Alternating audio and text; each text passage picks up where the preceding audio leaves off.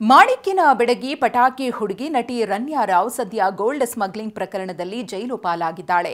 ನಿನ್ನೆಯಷ್ಟೇ ಆರ್ಥಿಕ ಅಪರಾಧಗಳ ಕೋರ್ಟ್ 14 ದಿನ ನಟಿ ರನ್ಯಾಳನ್ನ ನ್ಯಾಯಾಂಗ ಬಂಧನಕ್ಕೆ ನೀಡಿತ್ತು.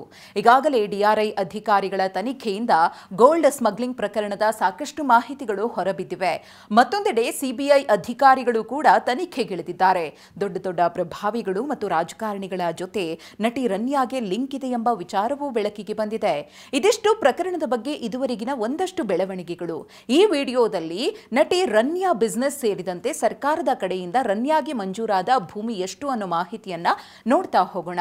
ರನ್ಯಾ ರಾಮನಗರ ಮೂಲದ ತನ್ನ ಸ್ನೇಹಿತೆಯ ಜೊತೆ ಸೇರಿ ರನ್ಯಾ ಫೋಟೋಗ್ರಫಿ ಪ್ರೈವೇಟ್ ಲಿಮಿಟೆಡ್ ಕಂಪನಿಯೊಂದನ್ನ ಓಪನ್ ಮಾಡಿದ್ಲು.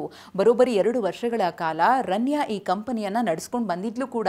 ಆದರೆ 19 ಸೆಪ್ಟೆಂಬರ್ 2022ರಲ್ಲಿ ಕಂಪನಿ ನಷ್ಟದಲ್ಲಿದೆ ಅನ್ನೋ ಕಾರಣಕ್ಕೋಸ್ಕರ ಈ ಕಂಪನಿಯನ್ನ ಮುಚ್ಚಿ ಸ್ಟೀಲ್ ಕಂಪನಿಯನ್ನ ಓಪನ್ ಮಾಡೋದಕ್ಕೆ ನಿರ್ಧರಿಸ್ತಾಳೆ.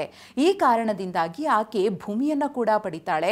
ಪ್ರಭಾವಿಯೊಬ್ಬರ ಸಹಾಯದಿಂದ ಆಕೆಗೆ ಭೂಮಿ ಸಿಕ್ಕಿದೆ ಅನ್ನೋ ಮಾಹಿತಿಯೂ ಕೂಡ ಇದೆ. ರನ್ಯಾ ರಾವ್ ನಿರ್ದೇಶಕಿ ಆಗಿರ್ತಾಳೆ ಇದೇ ಕಂಪನಿಗೆ. ರನ್ಯಾ ಅವರ ಕ್ಷಿರೋಡ್ ಇಂಡಿಯಾ ಪ್ರೈವೇಟ್ ಲಿಮಿಟೆಡ್ ಎಂಬ ಕಂಪನಿ ನಿರ್ದೇಶಕಿಯಾಗಿದ್ದು, ಈ ಕಂಪನಿಗೆ 2023ರಲ್ಲಿ KIADB ಇಂದ ಬರೋಬ್ಬರಿ 12 ಎಕರೆ ಜಮೀನು ಮಂಜೂರು ಮಾಡಲಾಗಿದೆ. ಸರ್ಕಾರ ಜಮೀನು ಮಂಜೂರು ಮಾಡಿರುವ ದಾಖಲೆಯೂ ಕೂಡ ಈಗಾಗಲೇ ಸಿಕ್ಕಿದೆ. ಒಬ್ಬ ನಟಿ ನಿರ್ದೇಶಕಿಯಾಗಿರುವ ಕಂಪನಿಗೆ 12 ಎಕರೆ ಜಮೀನು ಮಂಜೂರಾಗಿದ್ದು ಹೇಗೆ ಎಂಬ ಹಲವು ಪ್ರಶ್ನೆಗಳು ಉದ್ಭವಿಸಿವೆ. ಬಿಜೆಪಿಯ ಅಧಿಕಾರ ಅವಧಿಯಲ್ಲಿ ಅಂದರೆ 2023 ಜನವರಿ 2ರಂದು ನಡೆದ 137ನೇ ರಾಜ್ಯ ಮಟ್ಟದ single window clearance committee Tumakuru ಜಿಲ್ಲೆಯ ಶಿರಾ ಕೈಗಾರಿಕಾ ಪ್ರದೇಶದಲ್ಲಿ ಸದರಿ ಭೂಮಿ ಮಂಜೂರಾತಿಗೆ ಅನುಮೋದನೆ ನೀಡಲಾಗಿದೆ ಎಂಬ ಮಾಹಿತಿ ಸಿಕ್ಕಿದೆ. ಇನ್ನು ರನ್ಯಾ ರಾವ್ ಕಂಪನಿಗೆ ಅರ್ಜಿ ಸಲ್ಲಿಸಿದ ಬರೀ 45 ದಿನಗಳಲ್ಲಿ 12 ಎಕರೆ ಜಮೀನು ಮಂಜೂರಾಗಿದೆ. ಕ್ಷಿರೋಡ್ ಇಂಡಿಯಾ ಪ್ರೈವೇಟ್ ಲಿಮಿಟೆಡ್ ಕಂಪನಿಗೆ ಭೂಮಿ ಮಂಜೂರಾಗಿರುವುದು ವರ್ಷಗಳೇ ಕಾದರೂ ಕೂಡ KIADB ಜಮೀನು ಮಂಜೂರಾಗುವುದಿಲ್ಲ. ಆದರೆ ರನ್ಯಾ ರಾವ್ಗೆ ಕೇವಲ 45 ದಿನಗಳಲ್ಲೇ ಭೂಮಿ ಮಂಜೂರಾಗಿದ್ದು ಹೇಗೆ ಅನ್ನೋದರ ಬಗ್ಗೆಯೂ ಕೂಡ ಚರ್ಚೆ ಜೋರಾಗಿ ನಡೀತಾ ಇದೆ. ಈಕೆಗಿರುವ ಪ್ರಭಾವಿಗಳ ನಂಟಿನ ಕುರಿತು ಚರ್ಚೆ ನಡೀತಾ ಇರುವಾಗಲೇ ನಟಿ ರನ್ಯಾ ರಾವ್ ಗೋಲ್ಡ್ ಸ್ಮಗ್ಲಿಂಗ್ ಪ್ರಕರಣದ ತನಿಖೆಯ ವೇಳೆ ಒಂದಷ್ಟು ಸ್ಫೋಟಕ ವಿಚಾರಗಳೇ ಬೆಳಕಿಗೆ ಬಂದಿವೆ. ರನ್ಯಾ ಮತ್ತು ಆಕೆಯ ಸ್ನೇಹಿತ ತರುಣ್ ರಾಜ್ ದುಬೈ ಫೋನ್ ನಂಬರ್ಗಳು ಲಭ್ಯವಾಗಿವೆ. ಈಗಾಗಲೇ ಪ್ರಕರಣಕ್ಕೆ ಸಂಬಂಧಿಸಿದಂತೆ ತರುಣ್ ರಾಜ್ನನ್ನ ಕೂಡ ಅರೆಸ್ಟ್ ಮಾಡಲಾಗಿದೆ.